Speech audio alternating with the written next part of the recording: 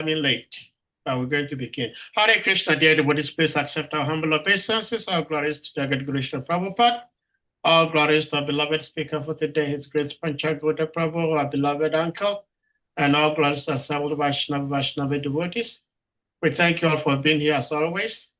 Prabhuji, I think we have 2 verses to cover today.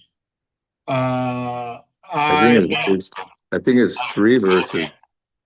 3 verses? Is it 2? Let me double check to see.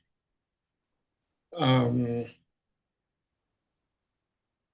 think 43, 44, and 45, right? Let me say 43.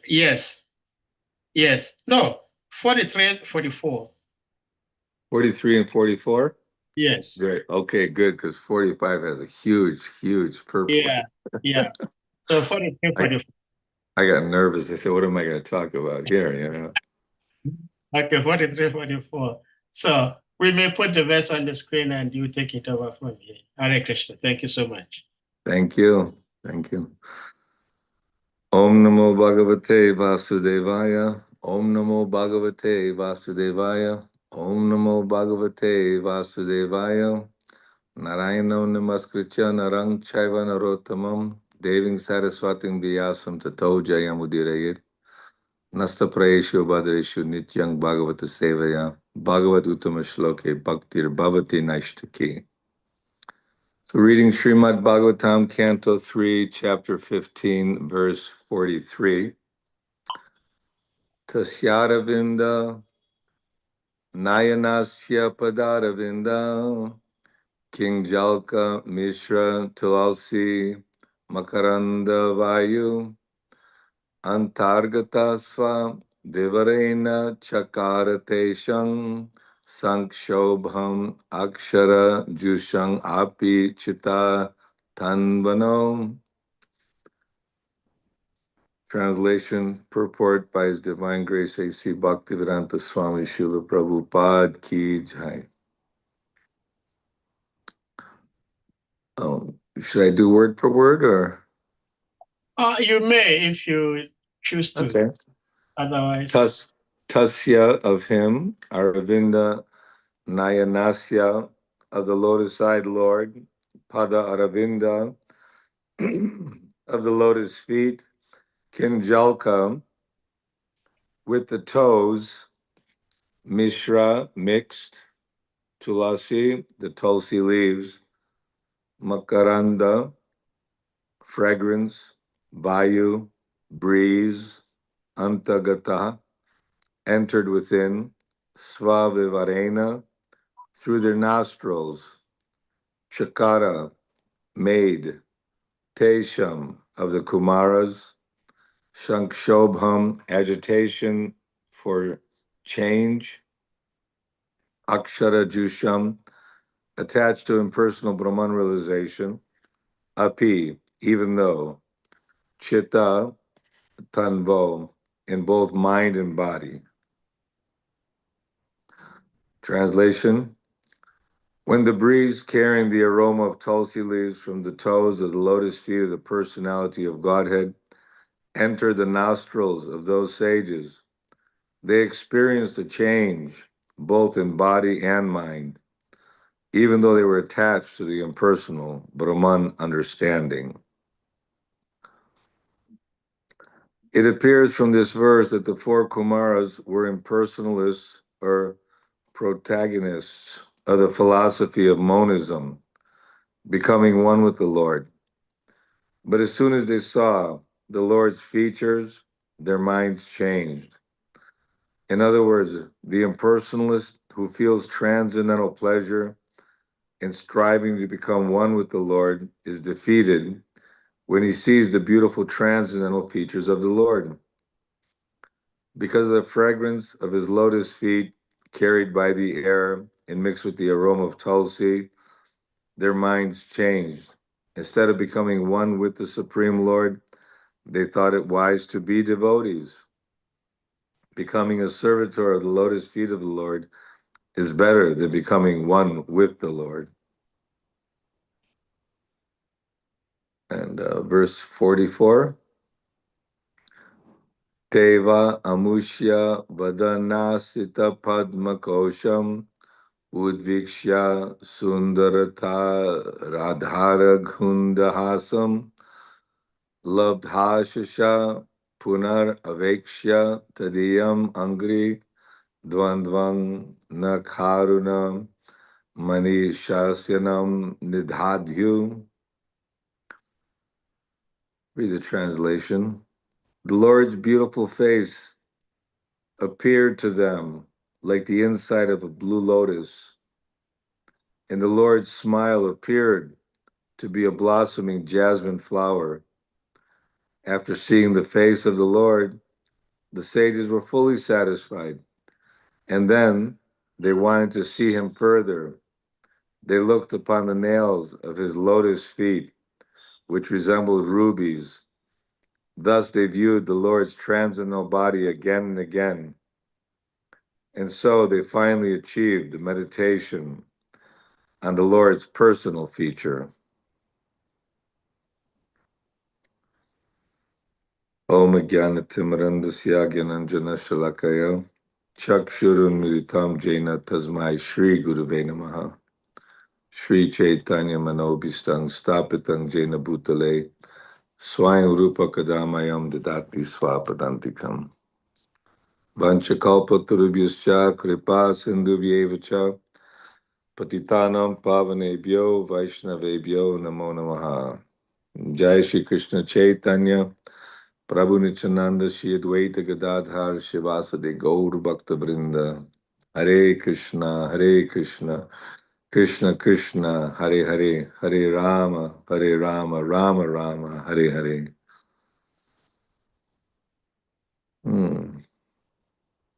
So thank you for allowing me to say a few words to try to glorify the spiritual kingdom, the beauty, exquisite beauty of Narayan and his devotees, and the four Kumaras, Tulsi Devi. I remember being in New York and doing Sankirtan, and after doing the Tulsi Puja and reading how Tulsi, by the mercy of Tulsi Devi, one can have residence in Sri Vrindavan Dham. And it's recommended to daily worship Tulsi and water Tulsi because she's very dear to Krishna. Everyone is very dear to Krishna, but Tulsi Devi has a special place at the feet of Krishna. And when that aroma entered the nostrils of those sages, they experienced some change in body and mind. It's not that most people in this world, even great philosophers and scientists, religionists, they have some, scriptural teachings, but unless one has the association of a Mahabhagavat, pure devotee, unless one is hearing purely for the Guru Parampara, although there's complexity in trying to understand how Krishna it manifests himself in the spiritual world, in the Vaikunthas, and has loving relationships with unlimited, liberated souls who are just mesmerized by the opportunity to serve Krishna. Even though they have relationships, it says with their sweethearts, they're traveling around in their airplanes, and they're very, very beautiful, but they're not distracted from the service of Krishna because param drishva nivartate, they're actually experiencing a higher taste.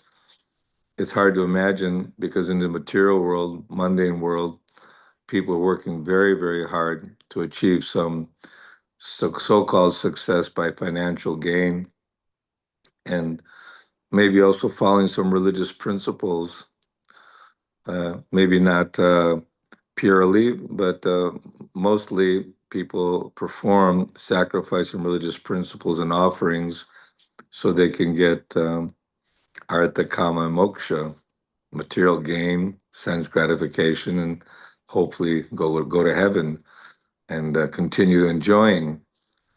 But by hearing from the pure devotee, the transcendentalist, Mahabhagavat, and by rendering service to such a person and the Guru Parampara, in developing the godly qualities, which are prerequisites for entering into the spiritual kingdom, yasyasti bhaktir bhagavatya kinchana, that by performing devotional service, beginning with hearing and chanting, because like I said, it's very, very deep and complicated for us tiny conditioned souls to understand the greatness and the beauty of the spiritual kingdom. What to speak of Karana Dakshai Vishnu, Garbo Dakshai Vishnu, Kshiro Dakshai Vishnu, how the Lord, originally Krishna, expands himself in so many forms. The names are technical, this kind of expansion, that kind of expansion, personal with certain attributes and qualities. Although we may not find that, like a Raganuga Bhakti or Rasa to try to understand the various incarnations of the Lord and the powers that they manifest in order to save the fallen conditioned souls from suffering in this material world. Why does the Lord come?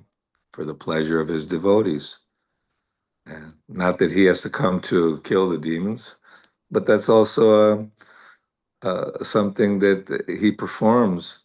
It's his pastime and his activities, just like the whole development of all the darkness in the universe, and because of the powerful semen of Kashyapa and then these Hiranyakashipu and Hiranyaksha are in the womb, and all the demigods are seeing darkness everywhere, and they're praying to Lord Brahma, what's happening here? You're the creator, tell us what's going on.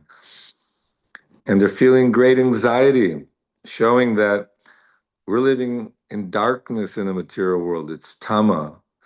Spiritual world means light, brilliance. There's no need of electric company. By the way, our power was off in Vrindavan. They put a new generator, and somehow or other, when the power went on, a blast happened, and all my power cords, my computers, everything got burnt. So some of the fun things in Vrindavan. This is the power of material nature, can create and destroy immediately. But somehow, Krishna, we find ourselves in the material world, and it's describing earlier in this chapter that Lord Brahma and the demigods are actually meditating on taking human birth, because human form of life, although demigods are like human in one sense, but they have too many, I think, facilities and powers and beauty and opportunity and maybe distractions by which they don't feel the miseries as much as us mortals in this world who have short lives and are troubled by adhyatmika, body and mind is giving trouble. I have a friend, he's such a nice devotee, but his health is down, then the mind gets down, you get depressed, and then the health gets worse, and because the mind triggers all these emotions. So we're trying to actually hear about Krishna, the beauty of the spiritual world, from the lips of a pure devotee, to understand we're not the material body, we're eternal spirit souls, and we're entrapped within this material world, we're encased in these material bodies, and we're just wandering throughout the universe looking for that happiness, looking for that place where we can become happy, free of fear and anxiety. Go back home. After a wandering traveler, he gets very weary. He thinks, I just want to go home. I just want to be protected by that kind of atmosphere. So this is the miracle that Srila Vyasadeva, empowered incarnation of the Lord, and that the Lord, as Kshirodakshai Vishnu, expands in the heart of every living being. He's on a special mission to guide us Teshang satata yuktanam bhajatam pritipurvikam dadami buddhi yogam tam yenamam upayanti te. Those who are constantly devoted and worship Krishna with love, Krishna gives the understanding by which we can come to him. But that faith is developed by following the instructions of the spiritual master. And the spiritual master is non-different than Krishna because he's carrying out the mission of Krishna. He is a bona fide representative of the Supreme Lord. He has the confidential message of Godhead, and he's ready to deliver that message to us, but we should be submissive to hear the message with eagerness and ready to render service, meaning that we have energy, our energy should be dovetailed, our life should be so molded that we always have an opportunity to hear about Krishna and chant Krishna's glories.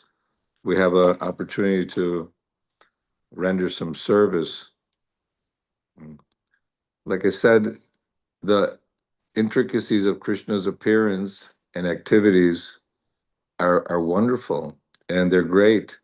And I was reading Chaitanya Charitamrita, I believe the second chapter, and it's quite elaborate with explaining the Lord and his incarnations and the function of the different incarnations of the Lord.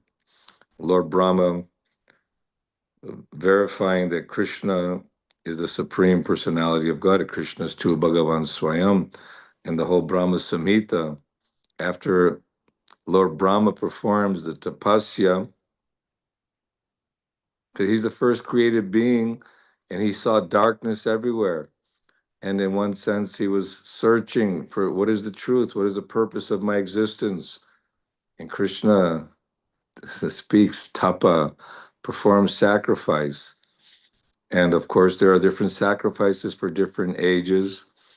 And scripture, religion is given by God.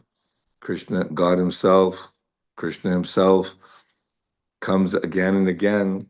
And he came 5,000 years ago. It's not that Krishna is just some historic personality and he spoke some, good poetry or good philosophy that's been carrying on for thousands of years.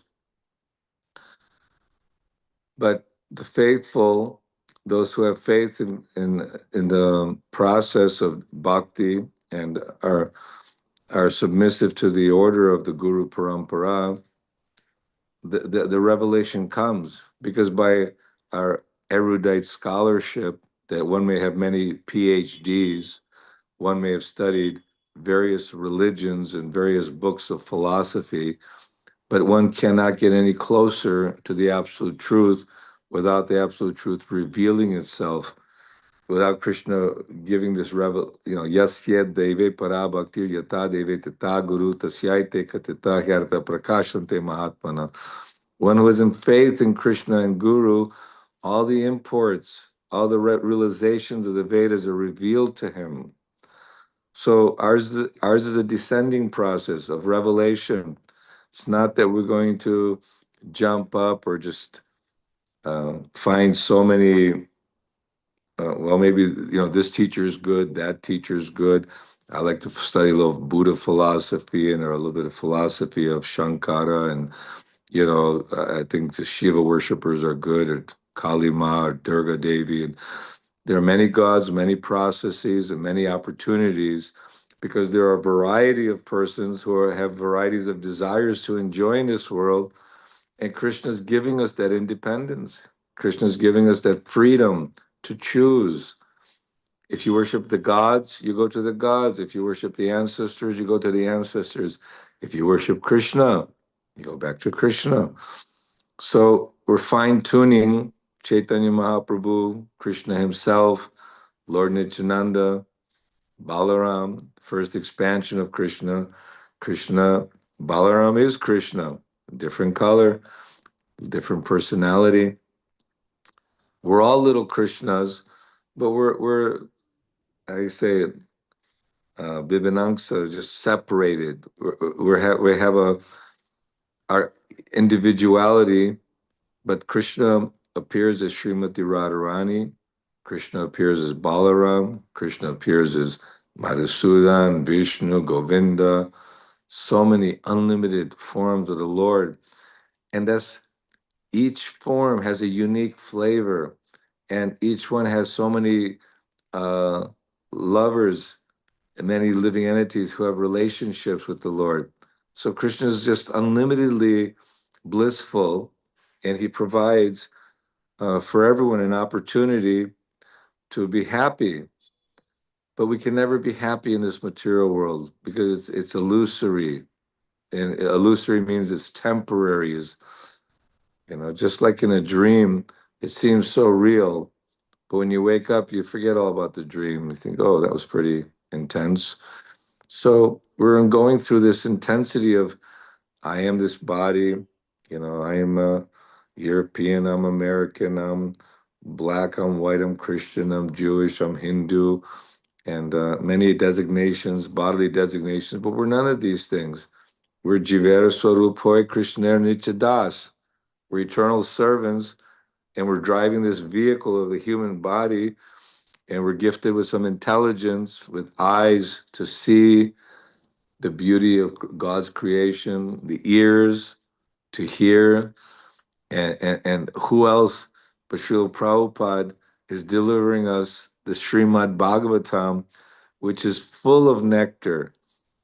I'm reading some parts in the 10th canto of Krishna and the love he's exhibiting with the gopis, the gopas, and just the inhabitants of Vrindavan, and how the Aborigines were seeing the kumkum powder and rubbing on their faces and their breasts and feeling so satisfied.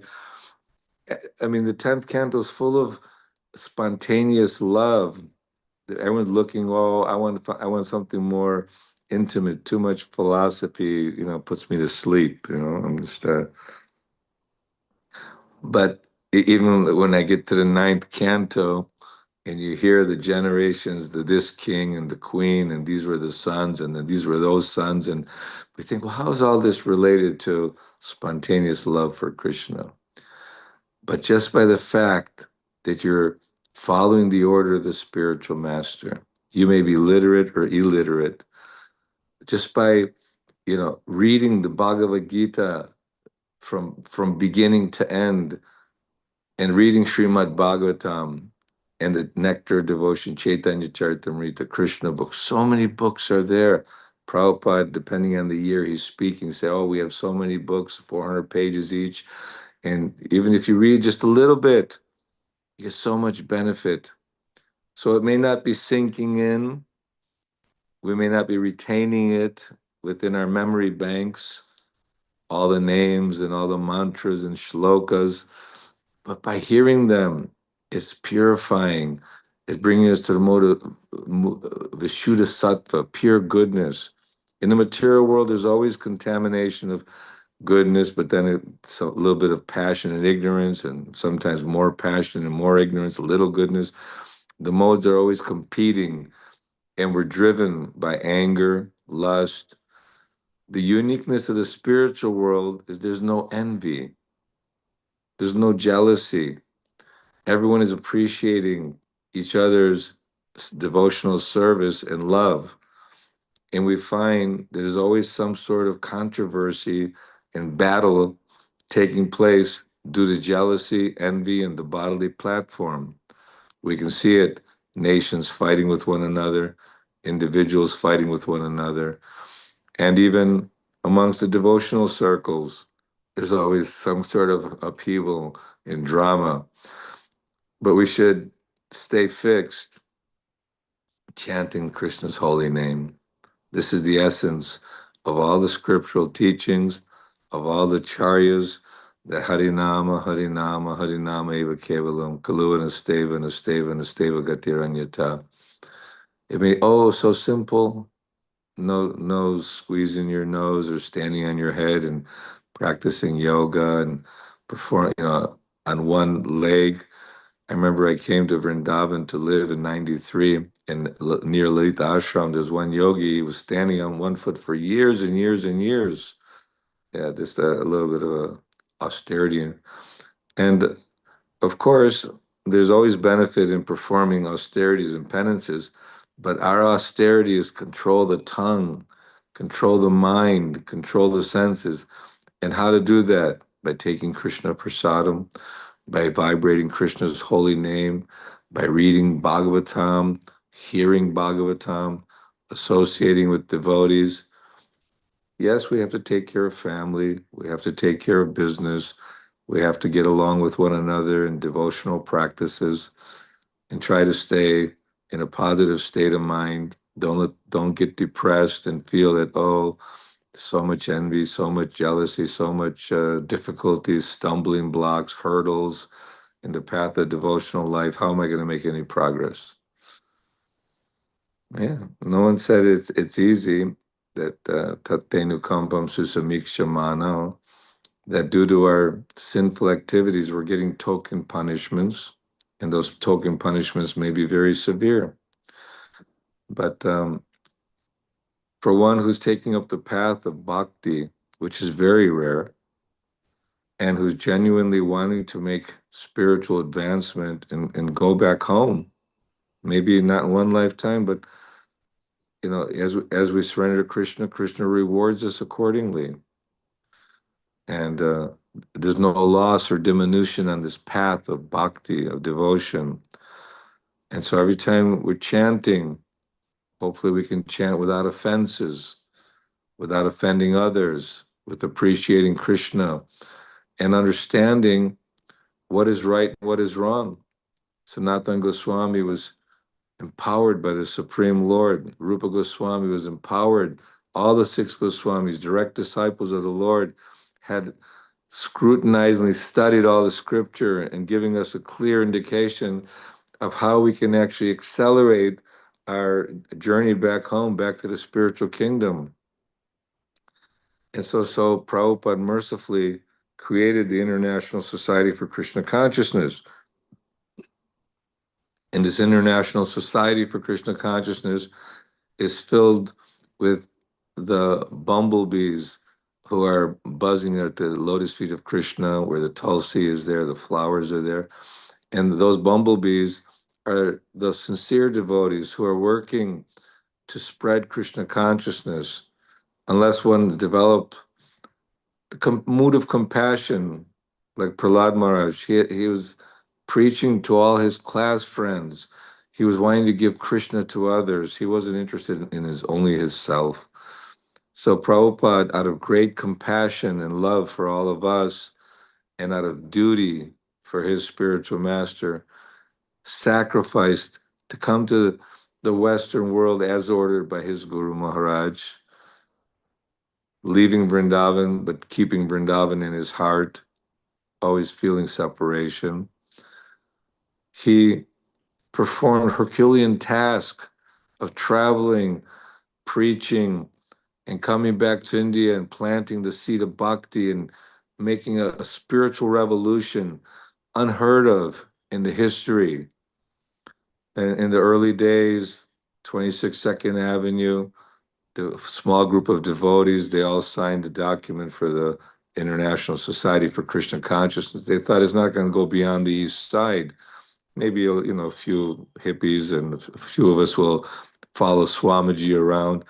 Oh, went to California and then Montreal. Then little temples started popping up here and there, sending devotees with no money, practically not the same color socks, going to open up in this city and that city, sending devotees to England, sending devotees to Africa, to Europe, India, town to town, village to village, as ordered by Chaitanya Mahaprabhu. And it's amazing and remarkable how it took effect and how devotees sacrificed uh, just because of love for Prabhupada and enthusiasm. Prabhupada cared so much for the devotees, always concerned about their health, their spiritual well-being. He didn't compromise. He gave everything, sometimes a little bit hard to hear, and digest, how fallen and how unqualified we are in many ways, but we're being empowered by the mercy of Krishna, by the mercy of Srila Prabhupada. Like the four Kumaras, they had a certain attraction to this impersonalism, and Shankaracharya, and also in Varanasi, Prakashananda Saraswati, and great yogis, many have a inclination towards the impersonal, becoming one with God. You are God. And they don't want to hear about the varieties of the spiritual world, or the color and the joy and the loving exchanges of devotional service, because they think it's material. But when properly explained, as Srila Prabhupada spent getting up at midnight and hours and hours of uh, translation and delivering the message of all the acharyas in a suitable and understandable way for our time, place, and circumstance. You know how quickly things change within a matter of a few years. I remember when I came to Vrindavan, there was no cell phones, there was no computers, and even the landlines mostly were broken because the monkeys broke all the wires. And within just a matter of 20, 30 years, we have, you know, so many handheld computers, and you can see what's going on in the whole world and talk to people everywhere at any time. And now, if there's any kind of discrepancy, it goes on the digital networks, and people, can very quickly uh, expose and criticize and offend others, and then get so preoccupied in it that their whole life becomes turned upside down due to politics and due to trying to understand the cruel nature of material existence. There's been suffering from the time of creation, and whether it doesn't matter which age we live in, it's got its unique little flavor of material distraction from hearing about Krishna and from following a process.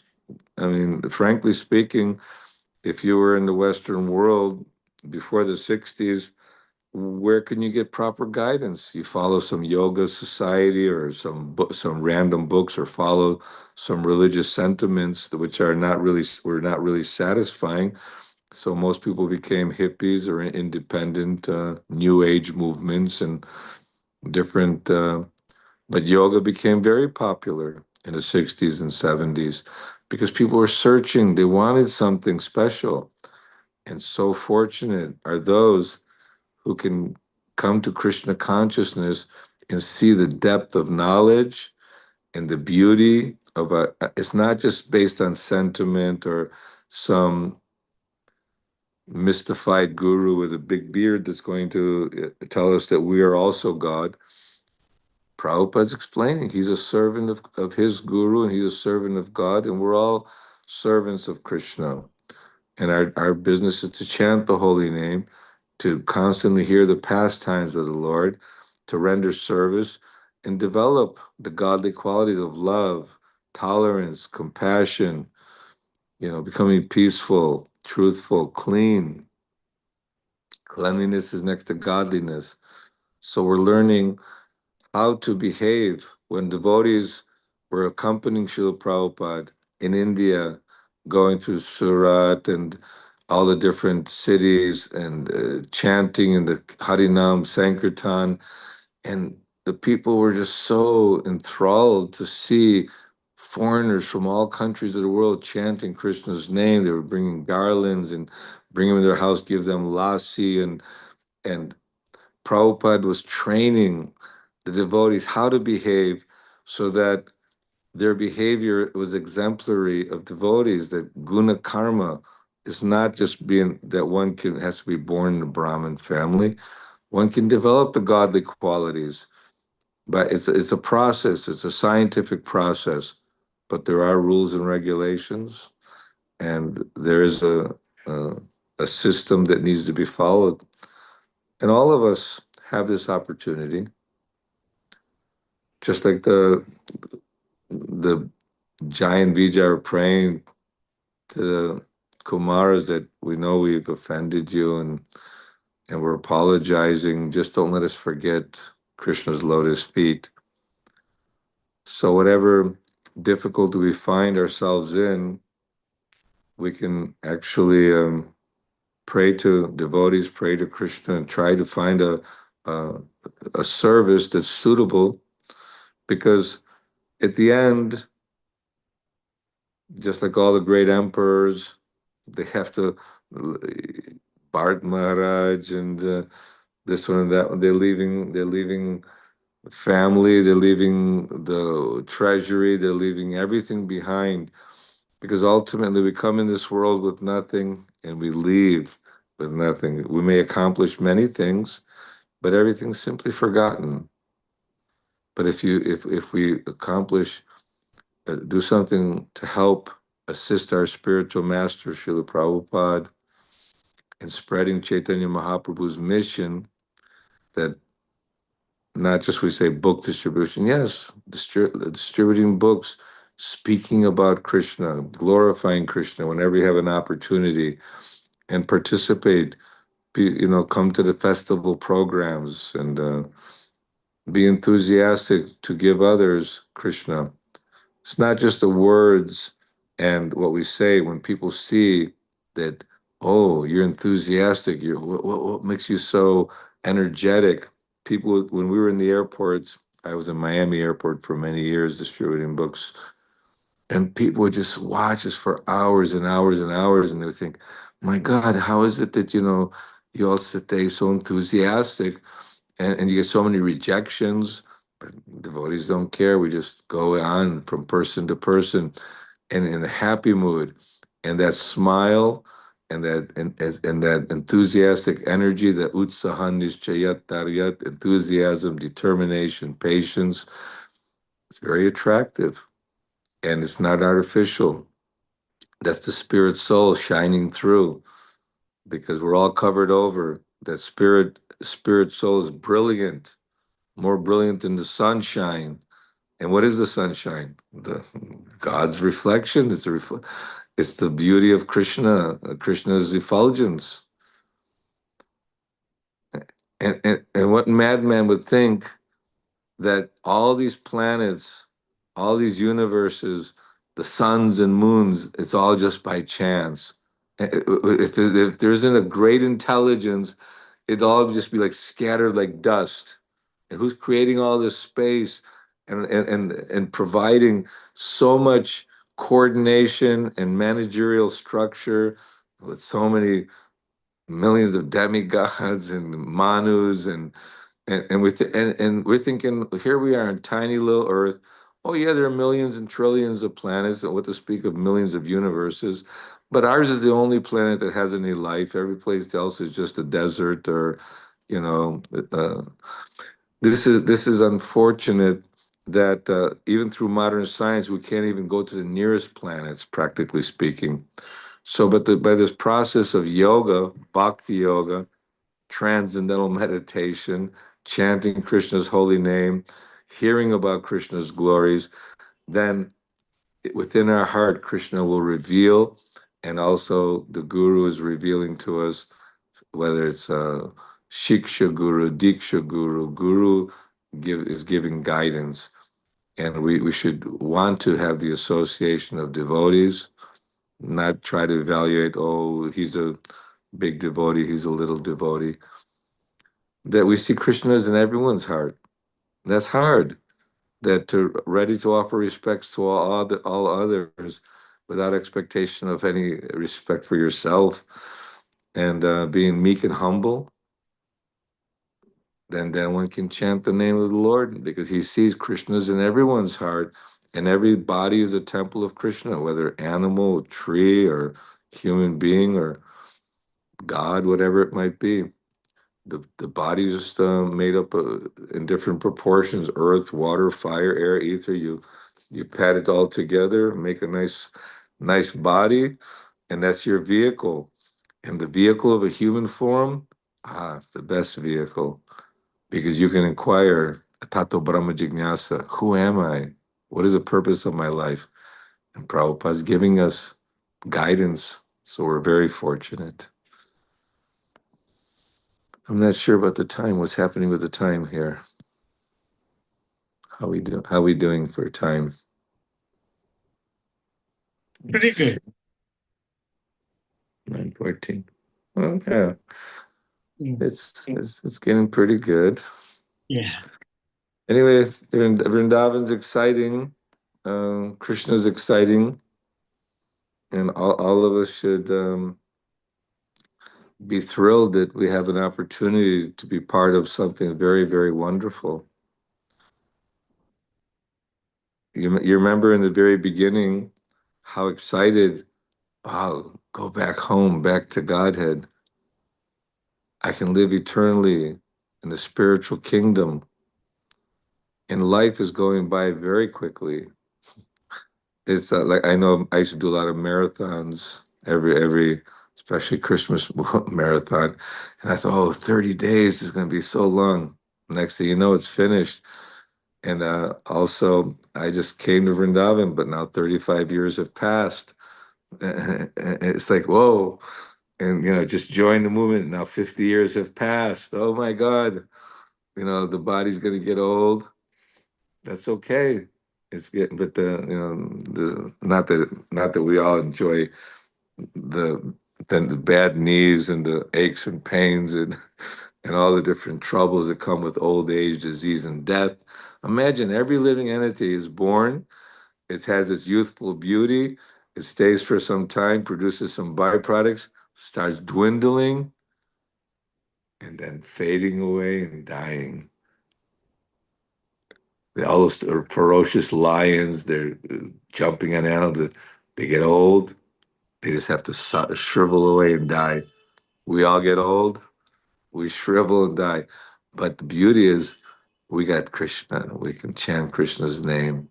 We can always remember Krishna, never forget Krishna.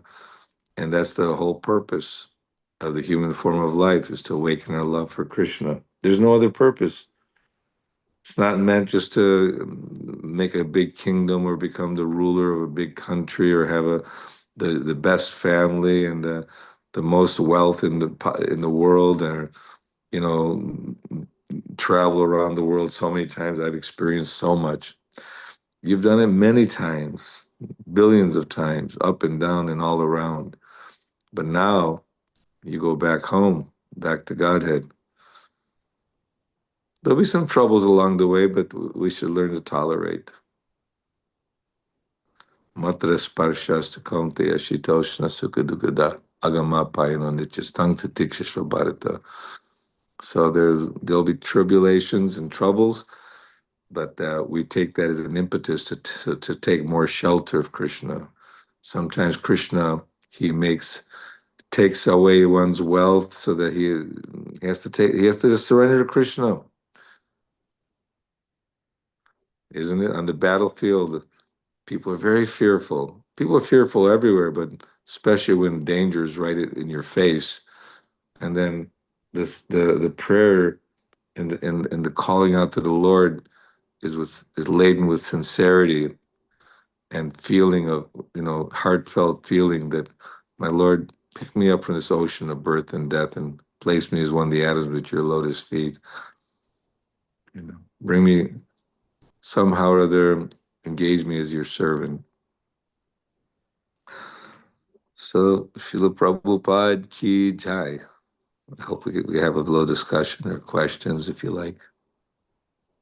Hare Krishna. Thank you so much, Prabhuji. It's always beautiful hearing you speak, because personally I find you speak like you're reading, like you're reading a literature. It just flows. Dear devotees, if anyone may have questions, comments, reflections, realizations you may want to ask, share, please indicate by using the hand emoji or your physical hand, and you'll be asked to unmute to ask your question or share your reflections. Hare Krishna. Haribol. Thank you. Prabhuji, Yes. I have this question because in the text itself, it states that the four Kumaras, when they saw the form of the Supreme Lord, the form of the Lord was so beautiful that together with the aroma, the smell from the tulsi, they were more interested in seeing the form of the Lord than what they used to practice before, which is the Brahman effulgence. My question then is, sorry, Srila Prabhupada had also stated some, I don't know exactly where, but I've read it more than twice, where Srila Prabhupada said that Krishna is so beautiful that our eyes are restless because the eyes want to see Krishna. But the very moment our eyes see Krishna, it will be very difficult for such an individual to forget about Krishna. And if that is the case, how do we see that sometimes, unfortunately, according to our calculation, we don't know Krishna's plan, but unfortunately, sometimes we see devotees whom are believed to have come in contact with Krishna, but they leave the movement. Does that mean that while they were in the movement, they did not know Krishna, they did not see Krishna? Because if they saw Krishna, logically, they wouldn't leave. If you may help, but maybe my question is not really right. You can correct No, me. no, I understand very, very much. I mean, we were with Krishna and we left. Somehow or other, we had this desire, curiosity to what it would be like to be the enjoyer. And Maya is very strong. This Daibihesha Gunamayi Maya Duratyaya Mamivaye Prapajante Mayamitang Tarantite. Because we always have until we purely awaken our love for Krishna. We always have this enjoying spirit, this tendency to enjoy in the process of getting well by taking our medicine of hearing and chanting. If we're not carefully chanting or committing offenses, there could be a relapse that we again become covered by the darkness, by the lust, anger, and greed and envy. Because right now we're doing Cheto Darpana Marjanam, we're hearing, we're chanting, we're cleansing. But if the overwhelming desire to enjoy that independent spirit, then we shut down. We don't see Krishna. We don't appreciate the devotees. We can't hear the message of Godhead that's being spoken in the. We lose interest in the Bhagavatam because we want to pursue again our own dreams and ideas of enjoying in this material world. That's why we're here in the first place. So we have to be very, very careful to stay on the narrow path, not wander off into the wilderness. And we have to be with the like-minded personalities. So sometimes there's danger on the royal roads, and even in battlefields, generals and go down as well. So we pray to Krishna to be strong and that he'll give us the intelligence by which we can go back to him and never when you hear the prayers throughout the Bhagavatam is may we never forget your lotus feet. When we always stay in the association of the devotees and always what did Jai and Vijay say? Please don't let us forget the lotus feet of the Lord, even though we're going down to the material world. So Krishna is there; he's available at any time. But our desire to enjoy is very, very strong, and we've been captured, embraced by the illusory energy since time immemorial, and we're looking for that last squeeze out that last bit of happiness this way or that way. But until we can fully surrender to Krishna and just really take up our devotional service seriously, there's always that chance. A little bit of inattention, you get a cut and you bleed. So we need to be attentive, avoid offenses, and try to develop our love by more hearing and chanting. These are some ideas. Yeah, yeah. Well, thank you so much, Prabhuji.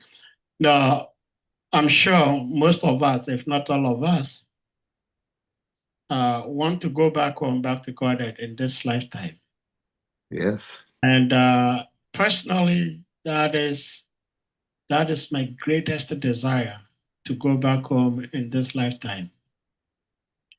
But sometimes when I consider other stalwart devotees of the Lord, who by just maybe one mistake or one inadvertent offense, they could not go.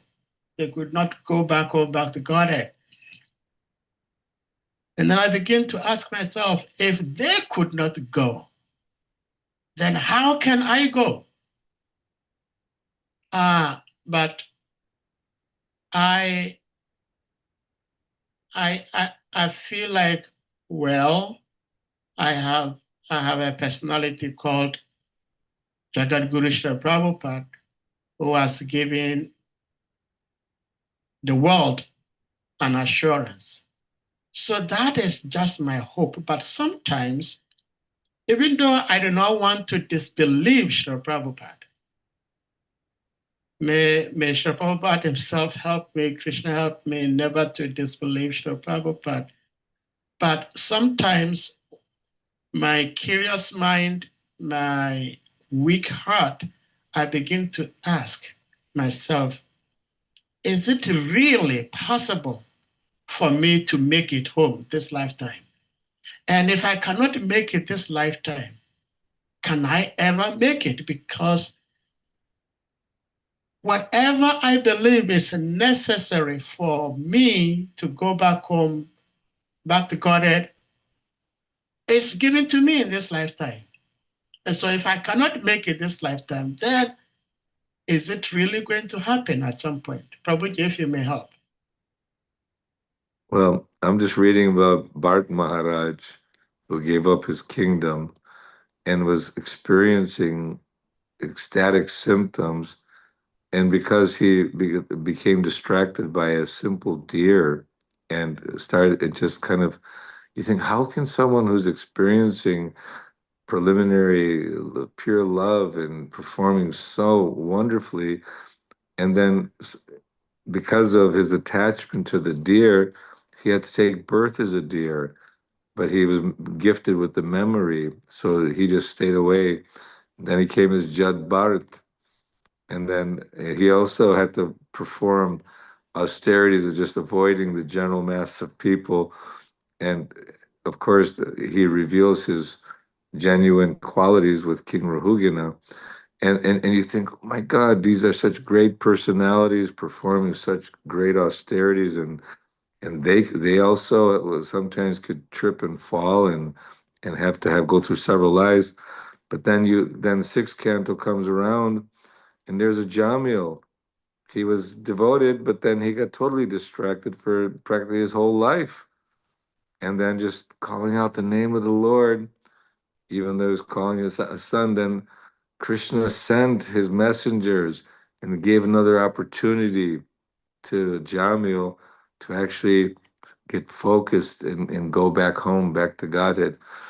So we have to have faith in the power although great stalwarts may sometimes have difficulty, trip and fall, and we think, well, what hope is there for me? You know, this such great souls, you know, they have hard time. It may be, and it is very difficult to get out of this material world, but at the same time, Krishna, he sends his special messengers who can give special mercy. So Srila Prabhupada is giving us all shelter and mercy, and those sincere followers of Srila Prabhupada. Even though some may have difficulties, we should just have faith that if I can stick to the process, stick in the shelter of Krishna's lotus feet, Prabhupada's lotus feet, that Krishna will make all arrangements for me, whether this life or next life. You know, we're gonna go for it. Well, Hare Krishna. Thank you so much, Prabhuji. Thank you, thank you. Mitravinda Devi, please, you may unmute. Hare Krishna.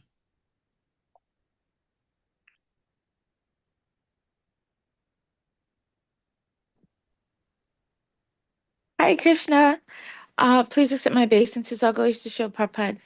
Thank you, PANCAGAUDA Prabhu, for sharing with us again today. I appreciate how when you're speaking, you literally, you close your eyes, you relax, and what I perceive is that you're free falling into your connection with Srila Prabhupada as a meditation to share with us. And I truly, truly thank you for having that ability and for sharing from your heart. Of course, yes. The question I have has been spearheaded by my dear brother, and I want to kind of piggyback on it from the perspective of should we have the focus of going back to Godhead? And I say that because sometimes I feel as though it's a bit of a dangling carrot. There's suffering here, yes.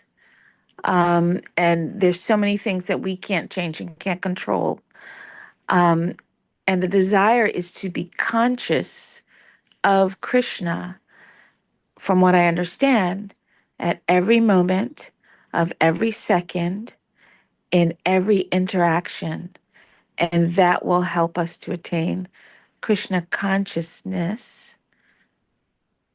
And my question is, if we are Krishna conscious, if we reach that goal, that platform, does it matter where we are? Thank you, Prabhu. Hare Krishna. That's the correct realization. Dhruva Maharaj, he felt that when Krishna offered, what can I offer you? No, I'm fully satisfied just having this darshan, being with you.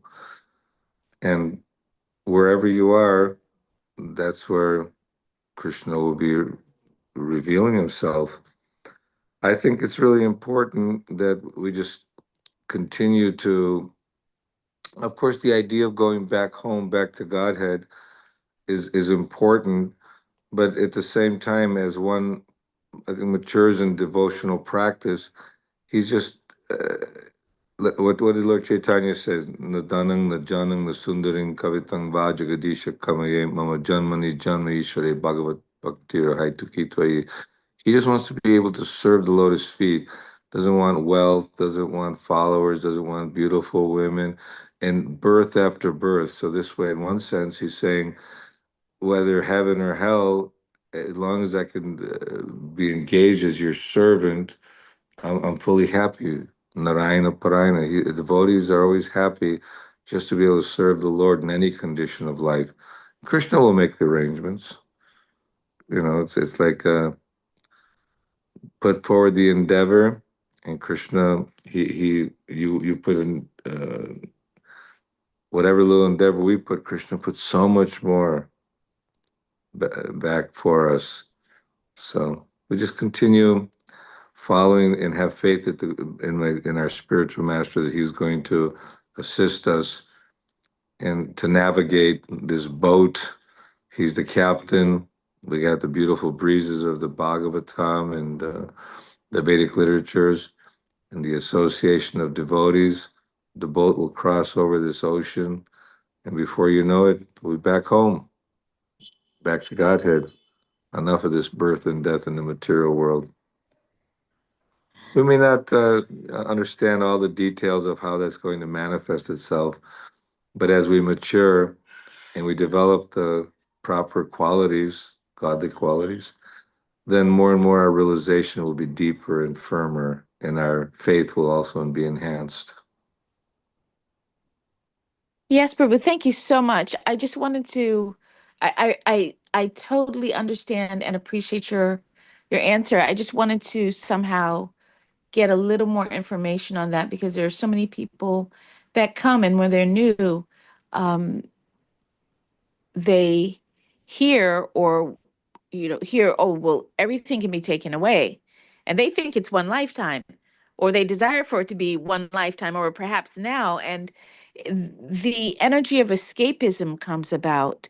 And so I work professionally, and I have children, my family, my children, and I also teach yoga, and I studied it from the 90s. It's not new for me. Back then, yoga wasn't allowed in temples or anything, and my Guru Maharaj Bhakti Tirtha Swami started a center. So it wasn't even done there, but I was affiliated with the yoga community, and I do teacher trainings where I train teachers, yoga teachers or yoga facilitators, instructors. And so there's a desire to, and understandably, to escape pain, of course. Tylenol's for that, Advil, whatever kind of medicines everybody's looking after. Um, it's just just how to share it in a way that takes away the desire to escape and allows one to be present fully in the moment in order to learn, experience, and grow, to move forward through the pain to healing. It's important. It's important that people have something to, give them stability, and as they're going through their difficulties and troubles. I just feel that Prabhupada, Chaitanya Mahaprabhu emphasize the Harinama, Harinama, Harinama Eva Kevalam, that the chanting is very, very important. And the more we can actually fix our mind and chanting the holy name, and these other, I say, difficulties, they become minimized.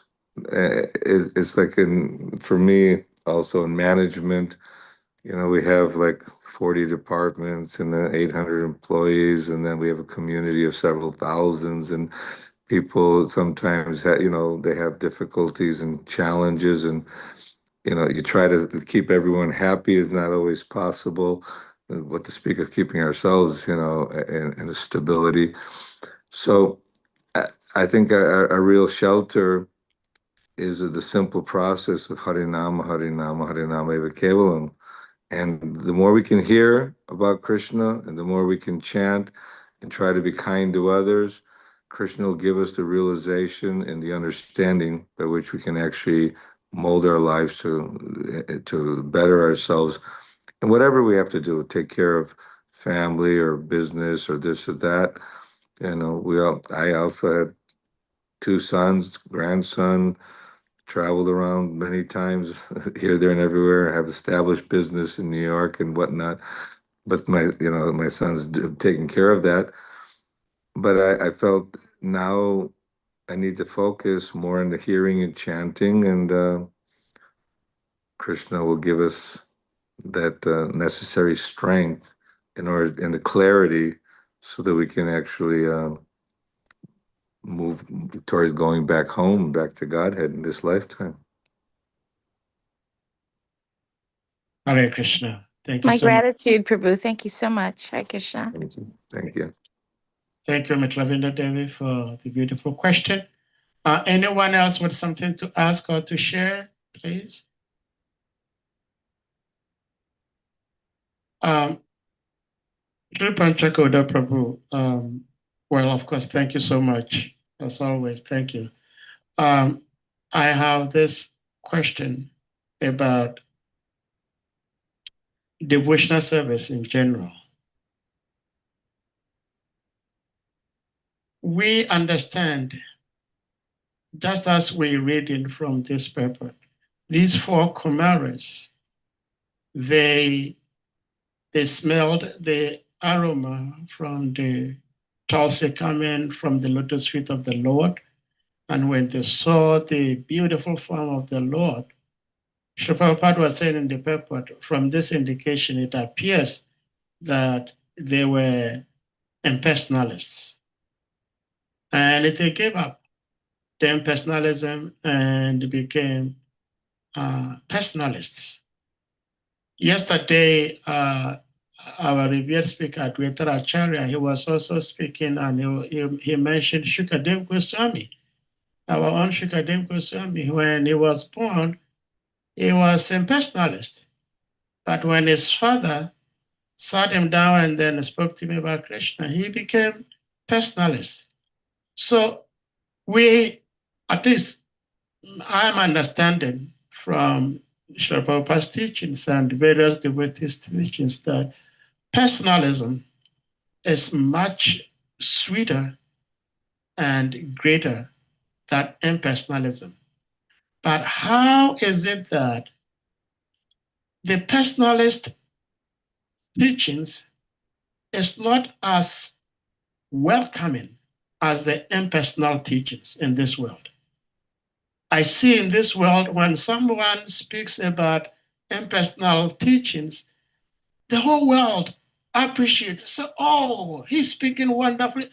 But as soon as a personalist speaks, very few people really appreciate why that is the case. You know why? Because you have to give up your independence. You have to surrender.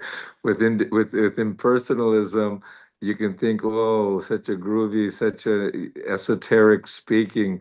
And let's carry on with our own, in our independence. We have no one to surrender to because we are that absolute, and we're going to merge into that absolute.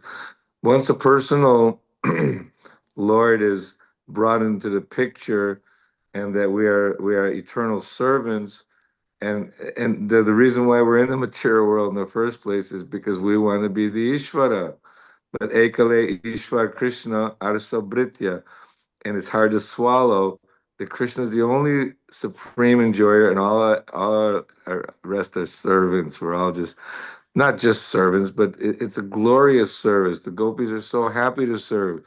The gopas are so happy to serve. Mother Yashoda is so happy to serve. It's due to a lack of understanding of the intimate relationship with the personal Lord, and then the convenience of just rejecting and maintaining one's independence with the impersonalist view. So this naturally very, such word jugglery. No one understood a word, but it sounds so cool. Let's follow this impersonalist idea, and then actually we are God. Kind of fulfills the purpose why we're in the material world, so to speak. But when it comes to surrendering, Sarva Dharma Parijja Mame Kang Sharanang Braja, abandon all varieties of religion, all your philosophical speculations, and just surrender to me. Oh, no, he's asking too much now. So this is why people like the impersonal, philosophical jargon, because it lets them maintain their independent spirit and not really have to surrender to the fact that I'm eternal servant of Krishna. My duty is to serve Krishna. Wow, Prabhuji, I appreciated the answer so much. Wow.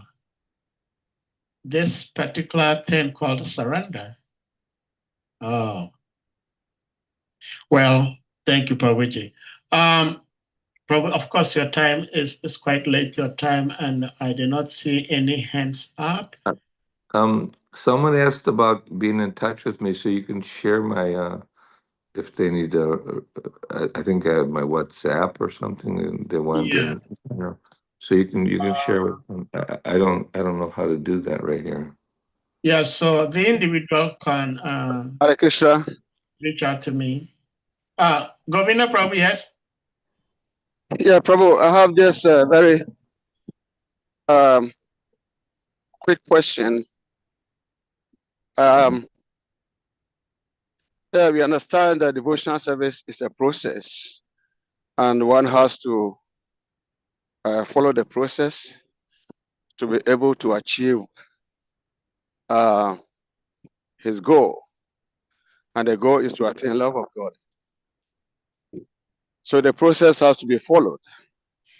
But you see that practically some devotees find this process very easy, and they can follow it very easily, and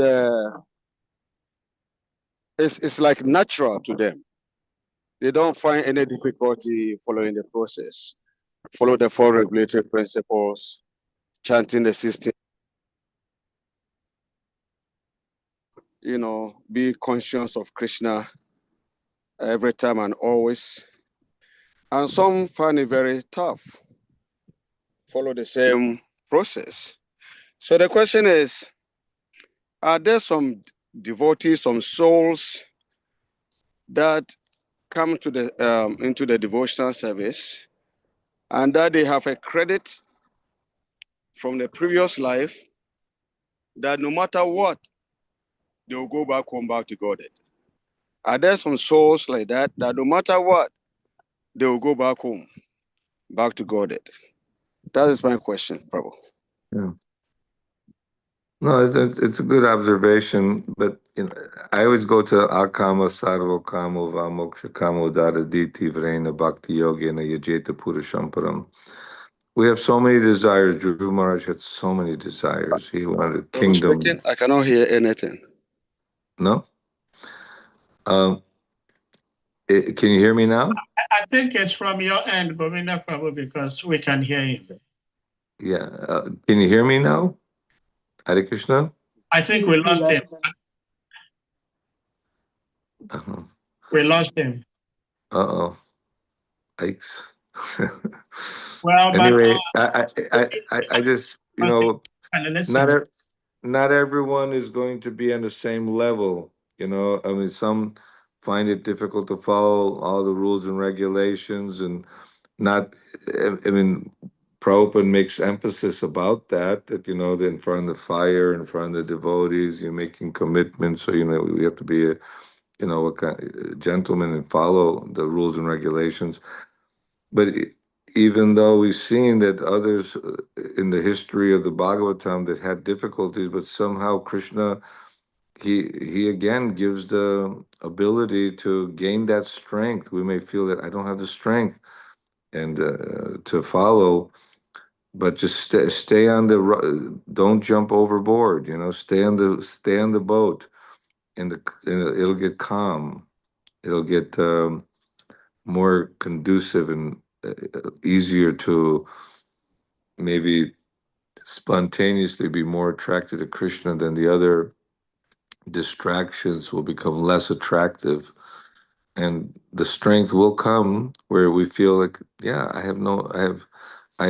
am feeling great happiness in Krishna consciousness, and that strength will overcome the weaknesses which are causing the deviations. You can convey that if that's that's all I have to, I don't know. Yes, we'll do that. We'll do that. Of course, he came back, but Okay. He can hear me now, right? yes. Hare Krishna, dear devotees. We humbly going to request you all. Well, Prabhuji, before we even conclude, if you have concluding remark you may want to make? Okay, why not? Yeah. Hare Krishna. Yes, Yes. sir. Oh, Prabhu, I asked the question, but I did not get the answer. The latest part of your answer is what I got. But Oh, I asked the question because I understand that there are devotees in Jagannath-puri. Um, the four regulatory principles, we speak of meat eating, that is one of the pillars of sinful activity. Mm. And I understand that there are devotees who still eat meat, but they are also very much involved and so much absorbed in their services to Krishna. And they said it doesn't matter, even though they eat meat, but they will still go home back to God. And that is the reason why I asked the question that people who have a punya, that no matter what they do, they will still go back to God. I mean, Krishna makes special arrangements. There's always honorary degrees, but it's not normal. Like someone may be exceptionally given an honorary degree without going through all the college courses, and sometimes that may happen. And we don't know the relationship with each and every individual. But in general practice, we follow the orders of the spiritual master and the Guru Parampara, because anything that's not meant for the pleasure of Krishna, we avoid it. And so all these rules and regulations are only there. And then obviously one can, when he is so advanced that he doesn't even have to follow the rules and regulations, but it becomes natural that he doesn't do anything that's not acceptable or conducive to his Krishna consciousness. So, like Dhruva Maharaj had so many desires and aspirations, and somehow at the end he had no desires, and he totally surrendered. And sometimes, like I said, someone may appear to be he's a little bit above the rules and regulations, but we shouldn't take that as a norm, and nor do maybe we don't understand it in the proper perspective either. So we should be safe. We should safeguard ourselves just to do the best we can to follow in the best way we can. And as we make advancement, we'll gain strength so that wherever we're falling short, we'll give up the bad habits and we'll actually just develop good habits. And then Krishna for sure will help us go home back to Godhead. Hare Krishna. Thank you, Prabhu. Yes. Hare Krishna. Hare Krishna. Yeah, so Prabhuji, I think you were trying to give a concluding remark. Yes, conclusion. Yeah. Yes. Yes. I think that we have to remember that Prabhupada had so much love and care for all the devotees that he's actually looking after us. He's giving us shelter. And devotees' only purpose and goal was to give pleasure to Prabhupada, because Prabhupada is representing Krishna. What do we know about Krishna? But Prabhupada gave his life. So we have to turn up the gratitude and the appreciation that Prabhupada's, we shouldn't feel entitled. Oh, I'm part of this. I need to have this. I need to have that. Yes, but we should also have gratitude that Prabhupada's giving us a home, a shelter, an opportunity for devotional service, unlike anything practically in the past. This is Chaitanya Mahaprabhu's special kindness and special mercy. Chaitanya and Nityananda appeared together in Gauda Desh, PANCAGAUDA Desh. And Prabhupada's bringing that very same blessing and mercy to all of us. So with gratitude, that'll give us renewed strength and energy. So the focus is that out of appreciation that Prabhupada sacrificed and delivered the most wonderful gift of love of Godhead from Chaitanya Mahaprabhu to all of us in this fallen land in Kali Yuga, you know, unworthy personalities, but somehow Prabhupada's made our good fortune and Krishna's delivering it through him. Okay? Hare Krishna. Thank you. Thank you so much, Prabhuji. That's a very important note to end on. Dear devotees, we're going to humbly request you all to kindly unmute yourselves, and we all, with one love, one heart, chant the holy names of the Lord, the Hare Krishna mantra, to express our deepest appreciation to our beloved uncle and great uncle to some of us, Jai. Hare Hare Krishna, Krishna, Hare Krishna, Krishna Krishna, Hare Hare, Hare Hare Rama, Rama, Hare Rama, Rama Rama, Hare Rama Hare. Rama Hare Hare. Panchakapatarubhyascha, Namah Kripa Kripa Sindhubhya Sindhu Vacha Devacha. Patanam Pavanabhyo Patitanam Vaishnavyo. Pavanebhyo Vaishnavebhyo Namo Namaha. Vaishnava Vrinda Ki Jai. Jai. Thank you. Why Ki this wonderful? All Jai. Krishna Prabhupada Ki Jai. Jai. Samar Vaishnavi devotees Ki Jai. Jai. Jai. Hare Krishna. Hare Okay, Hare Krishna. Hare